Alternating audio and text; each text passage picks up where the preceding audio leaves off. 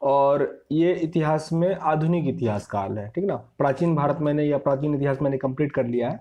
आज जो अपना एक्सरसाइज है 17वां है, ब्रिटिश शासन का भारतीय अर्थव्यवस्था पर क्या प्रभाव पड़ा वो हम पढ़ेंगे। अच्छा, एक और कहना था कि आप लोग क्या करते हो कि जैसे वीडियो मान लो 20 मिनट का है तो 5 से 6 मिनट देखते हो और नहीं देखते हो।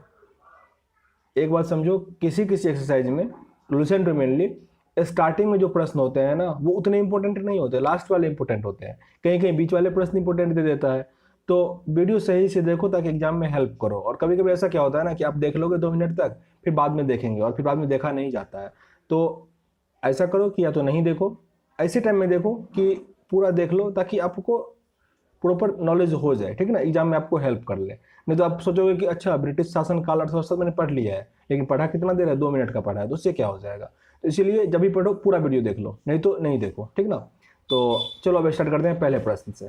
पहला प्रश्न यह अपना, अंग्रेजी शासन का प्रभाव किस क्षेत्र पर सर्वाधिक पड़ा था। सबसे अधिक पड़ा था आर्थिक क्षेत्र पर, आर्थिक क्षेत्र पर। ऑप्शन होगा ए। सुमेलित करना है, ब्रिटिश उपनिवेशवाद के चरण मतलब किस टाइम में क्या हुआ था और उसकी विशेषता क्या थी, यहाँ भी आपको सुमेलित करना है। तो वाणिज्यिक चरण जो कि 1757 से लेकर 1813 तक चला था, इसमें एकाधिपत्य व्यापार व प्रत्यक्ष विनियोग का काल था। मतलब इसमें था क्या, मेनली जो कंपनी था वो अपने बिजनेस प्रसार के लिए तरह तरह के एक्ट लाते थे। रेगुलेटिंग एक्ट सुने होंगे, पिट्स इंडिया एक्ट 1813 में, उसके बाद फिर थोड़ा अपना प्रशासनिक काम करना शुरू किया। लेकिन तब तक क्या हो रहा था, वाणिज्यिक चरण चल रहा था। आगे औद्योगिक चरण, ये 1813 से 1860 तक का है। इसमें क्या हुआ, मुक्त व्यापार का काल था। ये क्या था, मुक्त व्यापार, फ्री ट्रेड का। फिर था वित्तीय पूंजीवाद 1860 से लेकर 1847 तक, सॉरी 1947 तक। इसमें ब्रिटिश पूंजी निवेश का काल था, ब्रिटिश पूंजी निवेश का काल था। ऑप्शन नंबर आपका ए यहाँ पे सही है। भारत में अंग्रेजों की लूट किस महत्वपूर्ण घटना के बाद शुरू हुई थी। ये हुआ था प्लासी के युद्ध के पश्चात, प्लासी के युद्ध के पश्चात। Option number A. ब्रिटिश काल में भारत में निम्नलिखित में से किस भू राजस्व व्यवस्था को नहीं अपनाया गया था। दहसाला व्यवस्था को नहीं अपनाया गया, दहसाला व्यवस्था को नहीं अपनाया गया, जबकि अस्थाई बंदोबस्ती, महलवाड़ी और रजतवाड़ी व्यवस्था को अपनाया गया था। भारत में प्रथम रेल लाइन निम्नलिखित में से किसने बिछाई थी। प्रथम रेल लाइन लॉर्ड डलहौजी ने 16 अप्रैल 1853 को बिछाया था। आगे हमारा, भारत से ब्रिटेन की ओर संपत्ति का अपवहन means worth drain of wealth का सिद्धांत किसने प्रतिपादित किया था। यह किया गया था दादा भाई नेहरूजी। दादा भाई नेहरूजी को ही ग्रैंड ओल्ड मैन भी कहा जाता है। वर्ष 1853 में लॉर्ड डलहौजी ने जो पहली टेलीग्राफ लाइन शुरू की थी वो किसके बीच चली थी। वो चला था कलकत्ता से आगरा के बीच, कलकत्ता से आगरा के बीच। यहाँ से एक प्रश्न और आता है कि टेलीग्राफ की शुरुआत किसके शासनकाल में हुआ था, कौन सा गवर्नर जनरल था, तो वो था लॉर्ड डलहौजी। साथ ही ट्रेन कब चला था, लॉर्ड डलहौजी के टाइम में। सिविल सेवा में ओपन कंपटीशन, वो भी लॉर्ड डलहौजी। साथ ही हड़प की नीति, गोद लेने की प्रथा को हटा देना, ये सब जो था वो डिवाइड एंड रूल, फुटल और शासन करो, ये सब जो था इसका था, लॉर्ड डलहौजी का ही था। भारत में ब्रिटिश भू राजस्व प्रणाली का निम्नलिखित में से किसने अधिक लाभ प्राप्त किया। ये प्राप्त किया जमींदारों ने, जमींदारों ने। Option number C. भारत में सबसे पहला सूती वस्त्र मिल किस शहर में स्थापित किया गया था। ये बम्बई में किया गया था। मैंने आप लोगों को कम्युनिटी में ये प्रश्न डाला था, सबसे अधिक लोगों ने सूरत पे टिक कर दिया, पर ये गलत है, ठीक ना। बम्बई में किया गया था। ऑप्शन नंबर क्या होगा, बी। अंग्रेज द्वारा मतलब बनाया गया पहले कोलकाता में, पर वो सफल नहीं हो पाया, फिर बम्बई में बनाया गया था। तो आंसर आप लोगों को बम्बई पे टिक करना होता है। अंग्रेजों द्वारा बनाई गई भू राजस्व व्यवस्था की निम्न प्रणालियों में से कौन सी कृषकों के हित में अधिक सुरक्षा प्राप्त करती है। मद्रास प्रांत की रैयतवाड़ी भू व्यवस्था, मद्रास प्रांत की रैयतवाड़ी भू व्यवस्था। Option number D. किसके द्वारा बंगाल और बिहार का अस्थाई बंदोबस्त या इस्तमरारी बंदोबस्त, वही होता है परमानेंट सेटलमेंट, किसके द्वारा शुरू किया गया था। लॉर्ड कॉर्नवालिस के द्वारा। ये बहुत इंपॉर्टेंट है। अस्थाई बंदोबस्ती का पिता किसे कहा जाता है, लॉर्ड कॉर्नवालिस को। ये होता है परमानेंट सेटलमेंट, ये बिहार और बंगाल में शुरू किया गया था। आपको बस ये याद रखना है कि अस्थाई बंदोबस्त जहां भी हो लॉर्ड कॉर्नवालिस पे टिक करना, राइट। ब्रिटिश सरकार ने भारत में अस्थाई बंदोबस्त कब लागू किया था। ये किया गया था 1793 में, 1793 में। Option number B. रैयतवाड़ी व्यवस्था कब लागू की गई थी? रैयतवाड़ी किया गया था 1820 में, 1820 लॉर्ड कॉर्नवालिस के टाइम के बाद।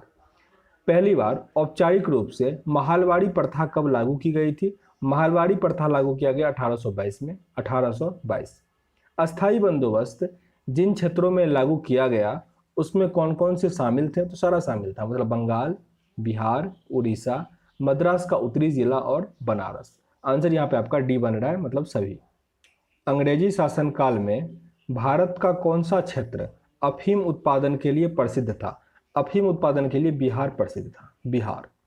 18वीं सदी में बंगाल के वस्त्र उद्योग के पतन के लिए उत्तरदायी कारण कौन से थे? तो यहाँ पे ब्रिटेन को निर्यात करने वाले माल पर उच्च टक्कर, मतलब टैक्स जो था वो अधिक लगाया जाता था, इसीलिए वस्त्र उद्योग का क्या हो गया?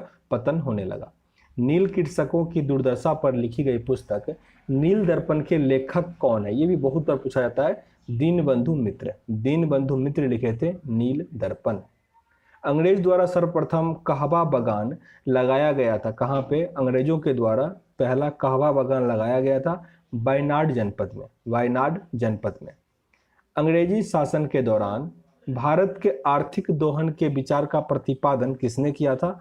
आर्थिक दोहन के विचार का प्रतिपादन ग्रैंड ओल्डमैन, मतलब दादा भाई नेहरू ने किया था। भारत में अंग्रेजों के समय में प्रथम जनगणना किसके शासनकाल में हुआ था? प्रथम जनगणना हुआ था लॉर्ड मेयो। काफी इंपॉर्टेंट प्रश्न ये भी। प्रथम जनगणना किसके टाइम में हुआ था? Lord Mayo, Lord Mayo. Sir Thomas Munro, Sir Thomas Munro किस भू राजस्व बंदोबस्ती से संबंधित है? वो संबंधित है रैयतवाड़ी बंदोबस्ती से, रैयतवाड़ी, रैयतवाड़ी। 1820-22 के आसपास की बात है। देखो, जब भी आपको सबसे पहले, मतलब मॉडर्न हिस्ट्री पढ़ने से पहले क्या करो, जो भी गवर्नर है ना, इसका जो टाइम पीरियड है वो याद कर लो, तो आप लोगों को बहुत कुछ हद तक जो ईस्वी का मतलब दिक्कत होते रहता है ना, वो आप लोगों का क्लियर हो जाएगा। आगे प्रश्न है, भारत में प्रथम रेल लाइन का निर्माण 1853 ईस्वी से किन नगरों के बीच हुआ था? ये बंबई से थाने तक चला था, 34 किलोमीटर, 16 अप्रैल, याद हो गया, लॉर्ड डलहौजी के टाइम में। आंसर होगा बी। स्वतंत्रता पूर्व अवधि में ब्रिटिश सरकार द्वारा भारत में आधुनिक शिक्षा का प्रसार का मुख्य उद्देश्य क्या था?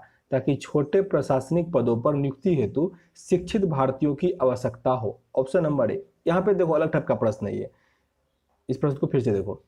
स्वतंत्रता पूर्ण अवधि में ब्रिटिश सरकार द्वारा भारत में आधुनिक शिक्षा का मुख्य उद्देश्य क्या था? मतलब इस प्रश्न में ये पूछा जा रहा है कि ब्रिटेन के जो लोग थे, ब्रिटेन की जो सरकार थी, वो आधुनिक शिक्षा का प्रसार इंडिया में क्यों करना चाहती थी? तो वो लोग सोचता था कि ब्रिटेन से जो लोग यहाँ पे वो एम्प्लॉय लाता था तो वो काफ़ी खर्चीला होता था, उसको वेतन अधिक देना पड़ता था, तो क्यों ना इंडिया के लोगों को ही इंग्लिश सिखा दे, पढ़ा दे, ताकि यहीं के लोग क्या करें, उसमें जॉब करना शुरू कर दे और इसको सस्ते में अपना निपट जाएगा काम। ठीक, वो ये सोचता था। लेकिन राजा राम मोहन राय आधुनिक शिक्षा को विकास के लिए काफ़ी योगदान दिया। वो चाहते थे कि अगर यहाँ का लोग अंग्रेजी सीख लेगा तो जैसे मतलब अंग्रेज कोई प्लान बनाएगा, ठीक ना, तो उसकी जानकारी हम लोगों को भी मिल जाएगी तक, और उसका हम लोग मीन्स अगेंस्ट में कुछ कर पाएंगे। तो दोनों का व्यू अलग अलग था। तो अगर याद रखिएगा, अगर ब्रिटिश सरकार के बारे में पूछे तब इस टाइप का आंसर दीजिएगा, अगर मीन्स राजा राम मोहन राय के कॉन्स्टेंट में दे तब वहाँ पे ये बोलना है कि ताकि उसकी जानकारी यहाँ के लोगों को मिल सके। तो दोनों का योगदान था, ब्रिटिश सरकार का भी और राजा राम मोहन राय, ब्रह्म समाज के कुछ और लोग भी थे इंग्लिश शिक्षा के विकास में। लेकिन यहाँ पे आधुनिक शिक्षा का जब जिक्र हो तो लॉर्ड मैकाले का नाम नहीं भूलिएगा। 1935 की बात है, लॉर्ड मैकाले, ठीक ना। इंग्लिश शिक्षा में उनका काफ़ी योगदान कहा जाता है। 1935 की बात। आगे प्रश्न हमारा, अस्थाई बंदोबस्त के तहत जमींदार को पूरे लगान या भू राजस्व का कितना प्रतिशत राज्य को देना पड़ता था? 89%, बहुत अधिक, 90% याद रखो। रैयतवाड़ी व्यवस्था जिन क्षेत्रों में लागू की गई थी उसमें कौन कौन से शामिल थे? अभी प्रश्न ये था, रिपीटेड हो गया है। मद्रास, बम्बई, पूर्वी बंगाल, असम, कुर्ग, बिहार, ये सब क्या था? उसमें शामिल था। ऑप्शन नंबर डी आपका सही है। उत्तरी भारत में भूमिकर व्यवस्था के प्रवर्तक, मतलब the father of land settlement in northern India किसे कहा जाता है? ये कहा जाता है मार्टिन बर्ड को, मार्टिन बर्ड को। समस्त अंग्रेज भारत में सर्वाधिक भूमि पर, मतलब 51% भूमि पर अपनाई गई भू राजस्व व्यवस्था थी, मतलब सबसे अधिक जो भू राजस्व व्यवस्था थी वो अपनाई गई वो कौन सी थी? तो अपना आंसर क्या बन जाएगा यहाँ पे? रैयतवाड़ी व्यवस्था। रैयतवाड़ी व्यवस्था ये पूरे भारत के 51% भूमि पर लागू कर दिया गया था। भारत में उपनिवेशी काल में हिटलरी आयोग का मुख्य उद्देश्य क्या था? इनका मुख्य उद्देश्य था श्रमिकों की मौजूद परिस्थितियों का प्रतिवेदन पर सिफारिश प्रस्तुत करना। श्रमिकों के मौजूदा परिस्थिति पर मतलब सिफारिश प्रस्तुत करना कि उसका हालत कैसा है। आंसर क्या बनेगा यहाँ पे? Option number B. अस्थाई बंदोबस्त 1793 के अंतर्गत जमींदारों से अपेक्षा की गई थी कि वे खेतीहरों को पट्टा जारी करेंगे। उनके जमींदारों ने पट्टा जारी नहीं किया, जिसका मुख्य कारण क्या था? जमींदारों के ऊपर कोई सरकारी नियंत्रण नहीं था। आंसर बनेगा यहाँ पे बी। ब्रिटिश भू राजस्व व्यवस्था के संदर्भ में इन कथनों पर विचार कीजिए कि कौन कौन सा कथन यहाँ पे क्या है? सही है। तो यहाँ पे तीनों कथन सही है, मतलब आंसर यहाँ पे आपका डी है। अस्थाई बंदोबस्त के तहत सरकार ने जमींदारों से हमेशा हमेशा के लिए लगान निश्चित किया, इसी कारण इसे अस्थाई बंदोबस्त कहा जाए। और क्लियर है, परमानेंट लगा दिया गया कर, इसीलिए उसको अस्थाई कहा गया। ठीक, अस्थाई बंदोबस्त। आगे रैयतवाड़ी व्यवस्था के तहत सरकार ने रैयतों से लगान निश्चित किया, इसी कारण इसे रैयतवाड़ी व्यवस्था कहा जाने लगा। इस टर्म सबको याद रखो, क्योंकि बीपीएससी 2019 का जो क्वेश्चन है उसमें मैंने देखा था, वीडियो भी डाल दिया हूँ यूट्यूब पे, सर्च करोगे तो मिल जाएगा। उसमें भी ऐसे प्रश्न आए थे कि रैयतवाड़ी व्यवस्था को परिभाषित कीजिए। तो ऐसे ही 3-4 डिफिनीशन दिया गया था, उसमें से आपको एक करना था। तो क्या था? रैयत व्यवस्था के तहत रैयतों से लगान निश्चित किया गया, इसीलिए इसे रैयतवाड़ी व्यवस्था कहा गया।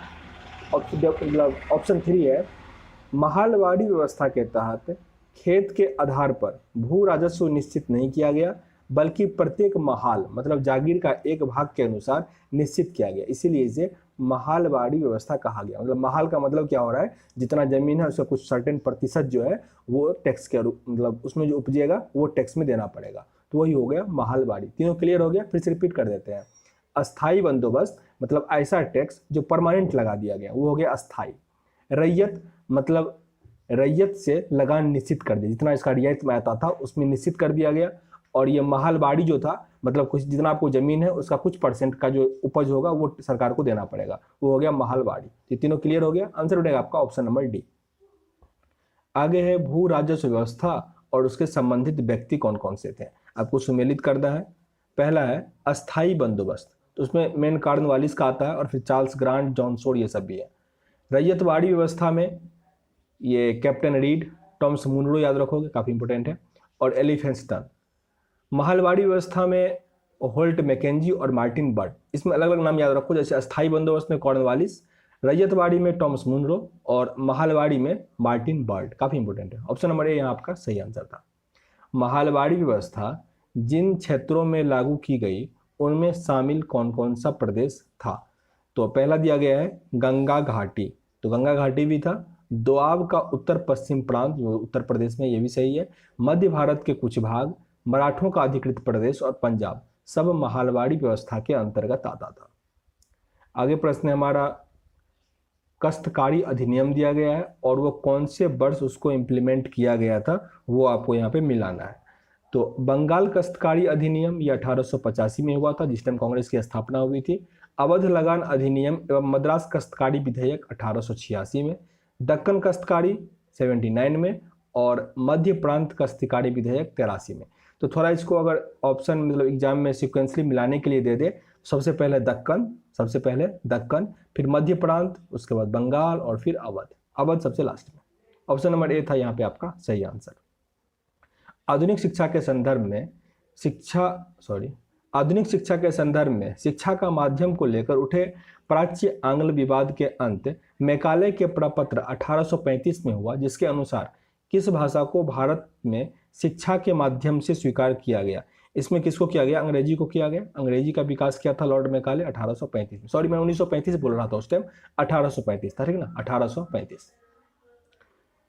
भारतीय शिक्षा का मैग्ना कार्टा किसे कहा जाता है? भारतीय शिक्षा का मैग्ना कार्टा मीन्स महाधिकार पत्र किसे कहा जाता है? यह पत्र कौन सा था? तो वुड का घोषणा पत्र, वुड डिस्पैच कहा जाता है मेनली। 1854 में, 1854 गवर्नर उस टाइम में कौन था? लॉर्ड डलहौजी ही था। 58 तक लॉर्ड डलहौजी था। किसने 1911 में प्राथमिक शिक्षा को निःशुल्क एवं अनिवार्य बनाने वाला विधेयक इंपीरियल लेजिस्लेटिव काउंसिल में प्रस्तुत किया। इससे प्राथमिक शिक्षा का मेगना कार्टा कहा जाता है। ये थे गोपाल कृष्ण गोखले। गोपाल कृष्ण गोखले जिन्हें महात्मा गांधी का गुरु भी कहा जाता है। ऑप्शन नंबर ए आपका यहाँ पे सही है। तो अभी हम इसको एंड करते हैं। टोटल 44 प्रश्न हुए, वो मैंने कंप्लीट किया। आगे और आपके 45 या 46 प्रश्न है, वो नेक्स्ट वीडियो में कवर कर लेंगे। सेशन अगर अच्छा लग रहा हो जरूर लाइक कीजिएगा, अपने दोस्तों के साथ शेयर भी कर दीजिएगा। पसंद ना आ रहा हो डिसलाइक भी कर सकते हैं, पर कारण जरूर बताइएगा ताकि वीडियो को इंप्रूव कर सके। और साथ ही इस भी याद रखो और बताओ कि भारत की राजधानी कोलकाता से दिल्ली कब ट्रांसफर किया गया, ये कमेंट बॉक्स में आपको बताना है। मिलते हैं नेक्स्ट वीडियो में, तब तक के लिए जय हिंद।